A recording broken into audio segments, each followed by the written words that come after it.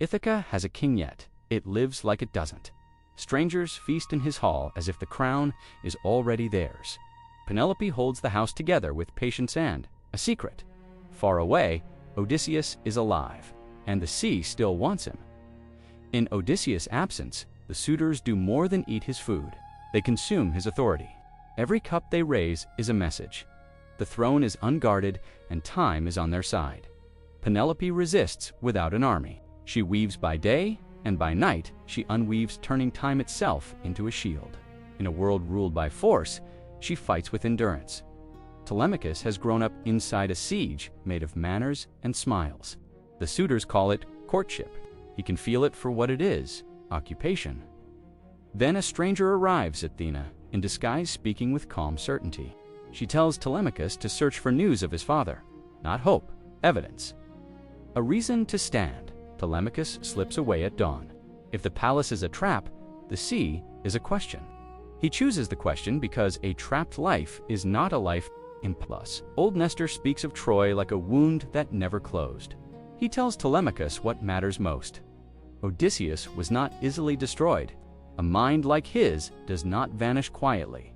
Telemachus rides onward to Sparta, where Menelaus lives in gold and memory. There, among shining halls, the war feels closer because Helen's name still bends the air.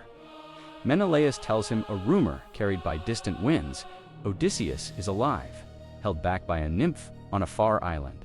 It is not a happy answer, it is an answer. Back in Ithaca, the suitors sense the boy's spine stiffening. They plot an ambush at sea because a rightful heir is dangerous even before he holds a sword. Above it all, the gods argue again. Athena presses. Zeus decides. Hermes is sent because even a nymph must obey a command that carries the weight of Olympus. On Calypso's island, Odysseus has been offered the most seductive prison, immortality with comfort. But every evening he walks to the shore, staring toward Ithaca like a starving man staring at bread. Calypso does not release him with joy. She releases him with resignation, like someone letting go of a treasure she believes she deserves. Odysseus does not argue.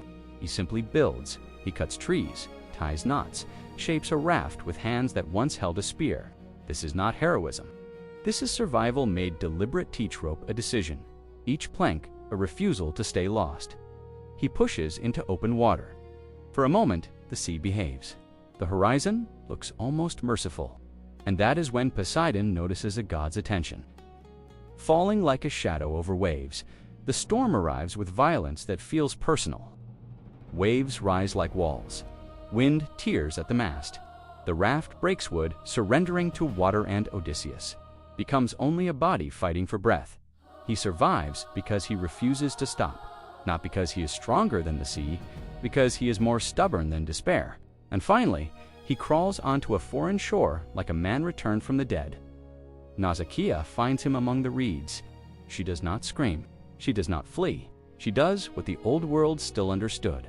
A stranger at your door is a test of your humanity. The Phaeacians shelter him. In their bright halls, music resound. A song of Troy opens wounds. He kept sealed. Odysseus turns his face away, but tears are louder than pride.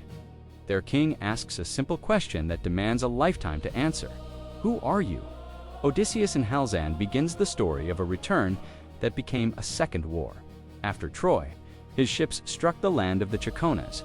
His men, drunk on victory, lingered. The counterattack came at dawn fast, disciplined, unforgiving, and the road home was baptized in loss. Then a softer danger, the lotus, a fruit that dissolves the desire to return.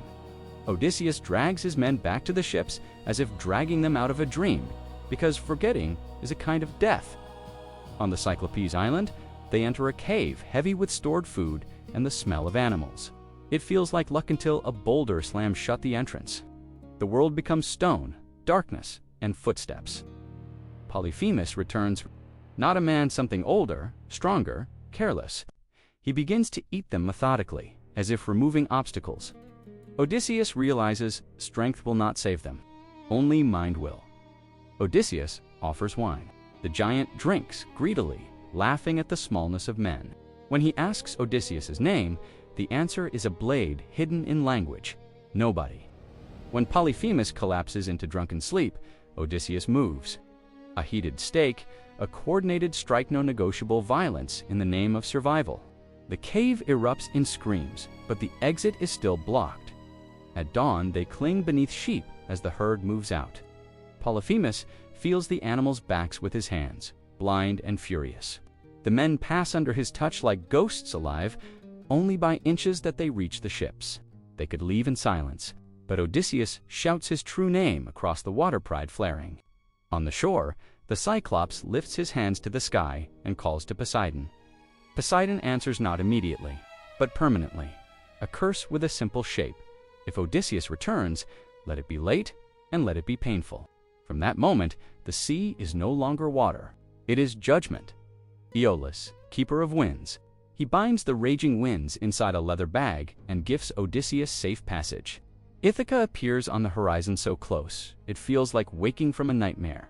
Odysseus falls asleep at the edge of home. While he sleeps, his men open the bag, convinced it hides treasure. The winds explode outward. The ship spins. The coastline disappears behind a wall of storm. They reach a narrow, harbor-high cliffs, calm water deceptively safe. Then stones fall from above. Giants, Lastrygonians. Ships splinter like kindling. And the harbor becomes a trap made of rock. Odysseus escapes with a single ship. He does not celebrate. He counts what is gone. Every loss narrows the world, until the hero stands surrounded by absence. Then Circe. Her house is beautiful, her voice calm, her hospitality precise. She offers drink to the crew and their humanity slides away. The epic does not always kill with blades. Sometimes it humiliates first. Hermes meets Odysseus on the path and presses a sacred herb into his palm protection against enchantment. A small object, but it carries an immense truth. Even gods sometimes choose a side. Odysseus enters Circe's house alone. When she tries to ensnare him, he resists, blade drawn. Circe yields not from fear of steel, but from recognition of a mind that cannot be bent easily. The men are restored. A year passes in Circe's comfort, food, warmth, forgetting. But Odysseus refuses to let comfort rewrite his identity. Home is not a reward to him. It is a duty. Circe's final guidance is the darkest. Before you can return, you must descend to the dead. Odysseus sails to the edge of the world, where the light thins and the sea feels like a mouth in the underworld. Odysseus performs the rite. Shadows gather. The dead do not arrive like ghosts. In stories, they arrive like memory given shape. And among them stands Tiresias, seeing what living eyes cannot. Tiresias warns him, Poseidon will delay you. Your house will be infested with men who treat your life as a rumor. And the road home will demand restraint, because a reckless victory can destroy what you return to claim. He speaks with the dead comrades, fallen kings, his own mother loss piled upon loss. When he rises back to the surface, he carries knowledge like a weight. But he also carries purpose sharpened to an edge. Back on the sea, Circe's warnings become a map of terrors. First, the Sirens. They promise wisdom, glory, perfect truth, everything a wounded hero wants to hear. The price is wreckage. Odysseus orders wax packed into his crew's ears. Then he has himself bound to the mast so he can hear the song without chasing it. Leadership sometimes means protecting your men from your own curiosity. The Sirens sing. Odysseus strains against the ropes, pleading to turn the ship. The crew does not look at him. They row harder. The ship passes. The song fades like a temptation that almost rewrote history. Then comes the cruel geometry of choice. Scylla on one side, Charybdis on the other. Charybdis would swallow everything. Scylla would take only a few. Odysseus chooses the lesser whore and pays and screams. 6 men vanish from the deck. Odysseus cannot stop it. He cannot even look away. The sea continues as if nothing happened, teaching the most brutal lesson. The world does not honor your grief. On the island of Helios, sacred cattle graze under a merciless sun. Odysseus makes his men swear, do not touch them. The oath is strong until hunger arrives, and hunger argues better than reason. While Odysseus prays away from camp, his men break. They kill what is forbidden and try to disguise the act with excuses. But the gods do not need witnesses. The sun sees everything. When they set sail, the punishment arrives like a verdict. Zeus splits the sky. Lightning strikes. The mast snaps. The ship breaks apartward, and men scattered into black water. Everyone dies. Odysseus survives, clinging to wreckage, drifting where the sea decides. He is not rescued by luck alone, but by a refusal to become an ending. That is how he returns to Calypso's island. Years stolen in quiet captivity, even there, even in softness, Odysseus keeps turning toward Ithaca, because longing can be stronger than comfort. The tale ends where it began, with release. The Phaeacians load him with gifts and carry him sleeping onto Ithaca's sand. He wakes to olive trees, familiar air, and the shock of being home. Athena meets him and changes his form-old, ragged This is not cruelty. It is strategy. Odysseus will not reclaim his house by marching through the front door like a soldier. He hides the Phaeacians' gifts and walks the land like a stranger. The dirt feels the same beneath his feet, but the island feels occupied because news travels fast, and power travels faster. In the swineherd Eumaeus' hut, Odysseus finds something Ithaca has not lost: loyalty offered without profit. Eumaeus feeds him, warms him, and curses the suitors with honest disgust.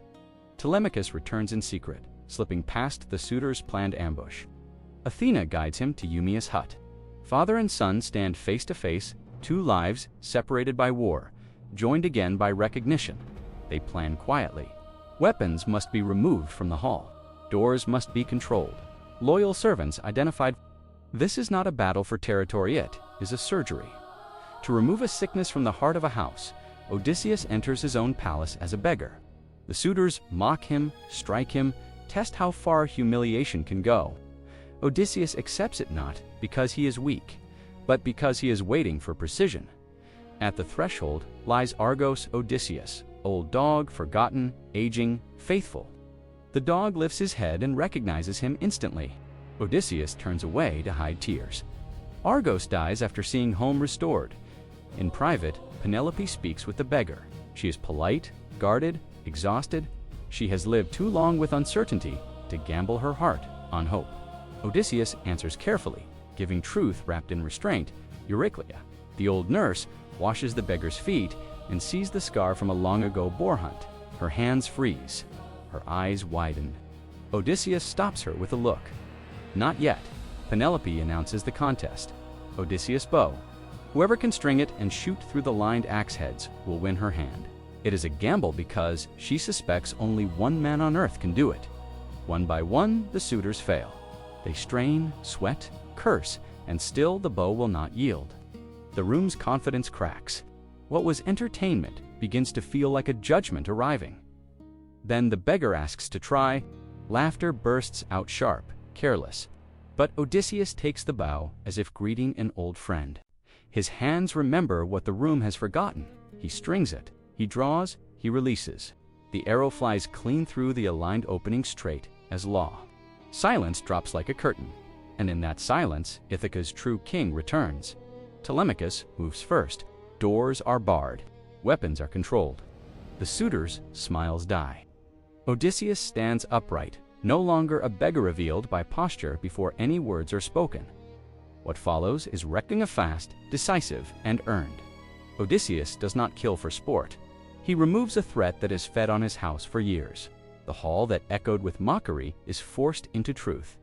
The disloyal are exposed. The loyal are spared. Order returns bloodlessly in principle. When the last shout fades, the palace feels empty again. But this time, it is a clean emptiness. Penelope does not run into his arms immediately. She has survived too long by being careful. So she tests him one final lock on her heart, because truth must be proven, not simply claimed. She orders their marriage bed moved. Odysseus reacts instantly. It cannot be moved. It is built around a living olive tree, rooted in the earth. Only the real husband would know the bed's impossible secret. The test ends. The waiting ends. Penelope's restraint breaks into grief and relief. 20 years of distance collapse into a single moment of recognition. Two lives returning to the same name. But Ithaca is not finished. The suitors had families. Pride demands revenge. Odysseus goes to his father. Laertes, old man worn by sorrow, and the household becomes whole again before the next storm arrives. Armed men gather. The island teeters on a new civil war. Odysseus stands with Telemachus and Laertes' 3 generations facing one more wave, this time made of human anger, not seed. And then Athena intervenes, not with spectacle, but with authority. Hands lower, spear points dip. The violence pauses, then dissolves because a god has decided the story is done. Odysseus returns home, change-scarred by storms, sharpened by loss, tempered by restraint. His victory is not that he survived the sea, it is that he returned without losing himself.